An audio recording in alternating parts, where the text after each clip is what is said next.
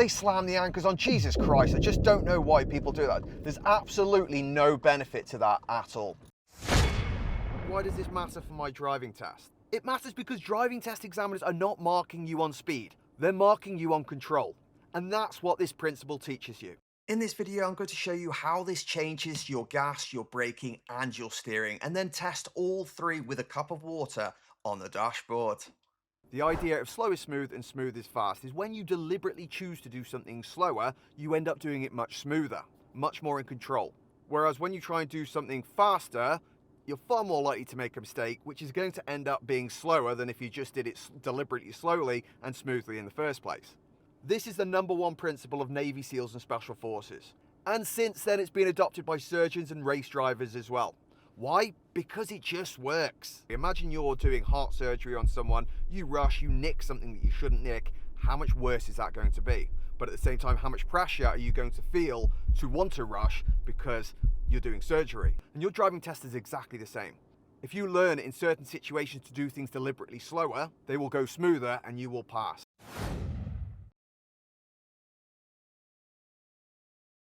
When we're driving, we've got 3 options. Most people only do 2 of them. And that's what makes driving uncomfortable. It makes driving particularly uncomfortable for the passenger. And when we're driving on your driving test, who's your passenger going to be? It's your driving examiner. So what do we want to do? We want to keep them comfortable. So I'm going to focus a lot here on how we do our 3rd option. Now, when you're driving at any point, your right foot is either going to be on the gas, on the brake, or on no pedal at all. Now, most people's feet are always on the gas or they're on the brake. The problem is, this makes driving erratic and just downright uncomfortable. You're also far more likely to make a mistake. And your first example is always leave a bit of extra space to the car in front. By leaving that space, when they suddenly turn off or pop a signal on, I'm not going to need to brake as much to let them go. I'm going to be able to just come off the gas, waste less fuel because every time my foot's off the gas, that's costing me nothing. There we go, smooth acceleration. So we give it a bit of welly up to about 2,500 revs. You can hear the car want to change. That's also a good sign that when you need to stop accelerating or change gear. Okay, again, we've seen the roundabout early, so there is no point plowing into the roundabout. So I've come off the gas earlier, drop the gear earlier, and then I do much less braking. I'm using up far less fuel because I'm not having to brake as much. Red light in the distance. So what have I done? We're off the pedals. We are going to start slowing down because ideal world, what do I want those lights to do? I want them to change. Think about how smooth this driving would be if someone was in the car as well. Clutch down 2 car lengths away, slowing the car down more and more, so slow that the car wants to stop a car length away. And that gives me, you see that buffer there? That gives me the buffer that the lights change, and it's far easier to pull off when you're still moving than when you've come to a full stop. If I come to a full stop there, I've now got a hill start to deal with and other factors involved. I've now increased my chances of stalling. You know, everything is easier when you keep moving. And the only way you can keep moving is by slowing down earlier. Look at this. This guy's going to go a bit quicker than me. I'm going to go a bit slower. Those lights are going to change before I get there. And I'm gone. Bye-bye. The bigger an object is, the further back you should be because the less you can see ahead. And that means you're going to have to be more focused. You're going to be more panicky because you aren't going to have as much time to react. If I leave more space, I can come off the gas earlier. I'm not slowing anyone down because I'm not going to leave space forever. I'm not going slower than he is. I'm just leaving more space going at the same speed as he is. And see that absorption room there now? I've got a clear roundabout to go. When we accelerate, we want that nice smooth acceleration. We don't want up and down on the gas because that makes it yo-yo-y, it makes it kangaroo. You've heard of kangarooing? That's kangarooing. And it's really uncomfortable for the passenger. Every time your foot is on that gas pedal, you are saying use energy. What's energy in the car? It's fuel. And where'd you get fuel from? You have to pay for it. And then you jump on the brake, and what are you saying to do with all that energy that you've put into the car? You're firing it out the back of the car like a toilet. That's your money that you're firing out the back of the car. You're also more likely for the person behind you to go straight into the back of you because they're not expecting you to suddenly brake. Meet Brad. Brad ended up doing 3 driving tests, and there was one massive fix that helped Brad pass on that 3rd attempt. And it's what I'm going to show you here. And then he'd get to an object, roundabout, traffic lights, and he'd slam the anchors on at the last second. And it just made the driving feel jagged and uncomfortable. The typical way people brake is they get up to the object and then they just brake and keep braking until they come to a stop. And did you feel the car judder like that? And so everyone in the car judders as well, and you're juddering everyone to attention.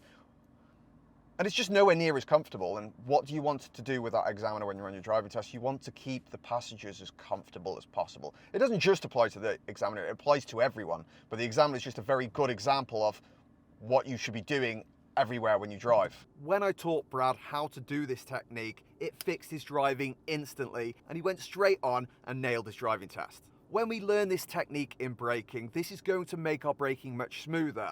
And when our braking smoother, it makes our driving feel more comfortable, and it's going to make the journey feel faster, and it's going to help you get off quicker because you're going to be much more in control.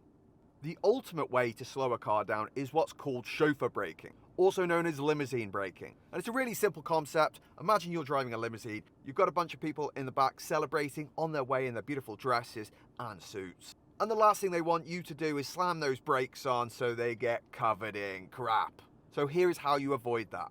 And here we go, we've seen the red light, so I'm touching the brake nice and early. That's my warning to the driver behind me that I am going to be doing something. And the closer I get, my aim is to leave a car length behind that car to absorb all the energy. I need to be at a walking speed before I get a car length away. So there you go. So walking speed 1 mile an hour, that sucks. That takes all the energy out. That absorbs all the energy out of the car, all that braking, and keeps it really comfortable for the passengers. Same again here, I'm looking here. I'm not going too fast because there's no point, because I'm just gonna have to brake.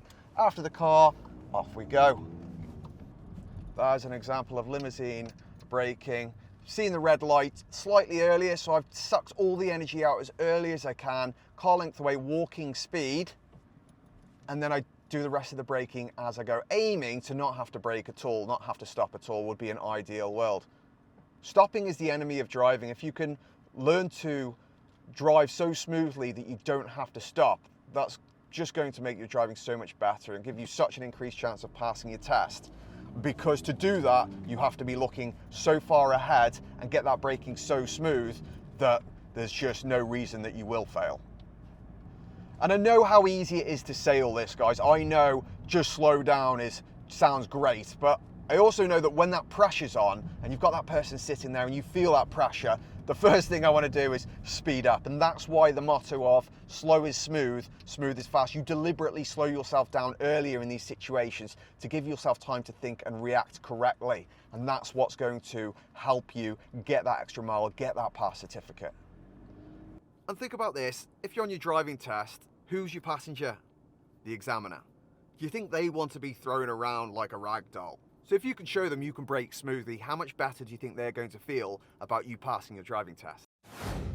When we're driving, there is always a very fine balance between speed and position. If you imagine you've got a seesaw, on one side you've got speed, on the other side you've got position, you cannot focus on both of them at the same time. When you're on a nice straight road, you focus more on the speed because you can worry less about the position. When you're on a roundabout, we have to focus more on position and less on the speed. If you try and do the speed and the position on the roundabout, that's when mistakes happen because you're not going slow is smooth and smooth is fast. You're going fast and then you're going to make mistakes. And the police are taught one line for this: in like a kitten, out like a tiger. Anytime you come to a hazard of any form, such as a roundabout, you go into that hazard like a kitten, nice and gentle, time to think, slow is smooth. And then when you come out the hazard, out like a tiger. Get out of the situation because you're going to be straightening up, which means you're not going to have to worry as much about your position. There's an opportunity, I'm going for it, and still gentle like a kitten. Here we go, we want to avoid these guys, we want to avoid these guys. Now we're exiting, so what do? Out like a tiger, get out of there, we're straightening out, we're leaving the danger. In like a kitten, focusing on keeping my speed the same to stabilize the car. I don't want to have to do any extra steering or not enough steering. I can avoid the bus. And then there's my space, out like a tiger.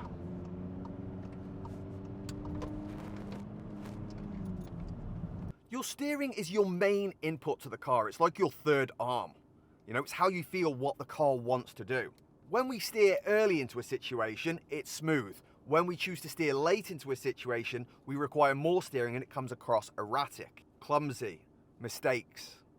The more you have to move your car across the road, the earlier you want to start the steering process. The later you leave it, the more you're actually going to have to steer, which is the more jagged you're going to make the driving and the more uncomfortable and erratic it's going to feel.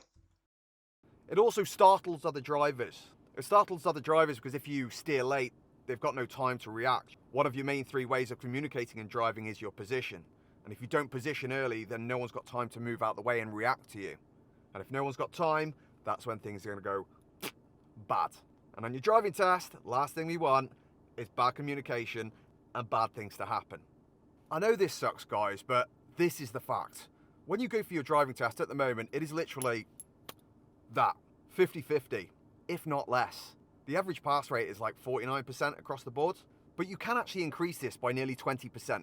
The DVSA have released data showing that people that did a mock test increased their chances of passing to 65% from 47%. That's a 20% increase. No more coin flip. So if you do want the best chance of passing, it's a no-brainer, do some real mock tests. Now you can do that easy with any test route app. If you want to have a go at mine, it's Test Route Expert. You can get the link there and there's a completely free one on there. All you need is one of these and the app will do everything else for you. It will even score your driving for you. Now I'm not going to recommend you do this because getting water all over the car while driving probably isn't the best option, but a good way that you can see if someone's driving smoothly is you literally get a cup of water, you put it on the dashboard and you try and see if you can drive without spilling that water. If you do spill the water, obviously that's not a good sign.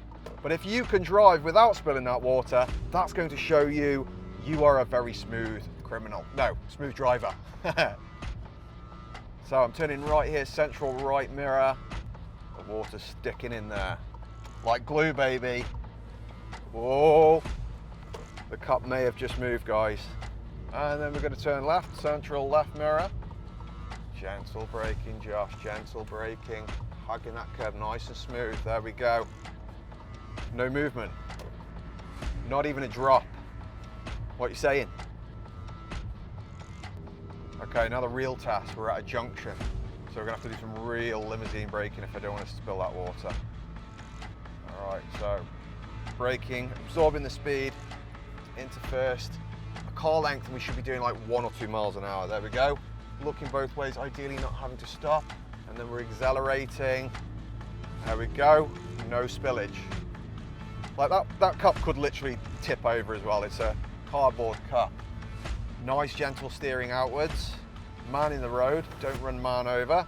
Staying off gas till he's off road. Yeah, we like that. Don't want to have to stop. Beautiful. Not even a spillage. Smooth acceleration. Not no acceleration, just smooth acceleration. I've kept my clutch down a bit earlier here because there was a junction coming up and I really wanted to keep it smooth. Looking, it's quite busy that way. There we go, I am going to take that gap.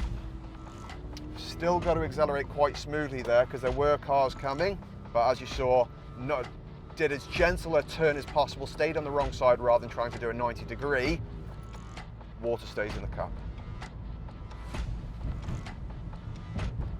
We're going to take the third exit, which is arguably the hardest. Really think in like a kitten, out like a G, no like a tiger. Looking, looking, looking, looking, no. There we go, see smooth, is there space? Yeah, I'm going for it. I've taken it, I've done it. Smooth now, keep that speed consistent, even on a hill. So we're off the gas. Central mirror, left mirror. Oh, there goes the cup. Woo! No spillage though, no spillage. You see me, I'm like, ah! Ah! All right, we're accelerating, 31. We're going uphill, so that's extra pressure on the cup this way. As I say, I wouldn't try this at home. I take no responsibility whatsoever. Okay, traffic lights, the worst of everything. On a hill, coming this way, they've changed. That is the dream. There we go. Now it is a 40 road, so I'm smoothly accelerating up to 40. I'm keeping up, but I'm keeping this gap. There's no need to get close. The thing is, if this guy suddenly decides, oh, I need to turn off here, what's he going to do? He's going to suddenly slam his brakes on, then what will I have to do? Slam my brakes on. I'm not slowing anyone down. It's not going to benefit me at all by getting right up his backside. I'm just going to spill my cup of water all over the car. Preferably don't want to do because I've got a test tomorrow. Okay, so we've seen the 10 mph sign. They don't look like they're doing 10, but I'm keeping that in my mind because what might they start doing? So again, what do I want to do? Leave that extra room, come off gas earlier. Doesn't involve braking. Don't need to brake anywhere near as much as you think if you learn to come off the gas earlier. Roundabout following the road ahead.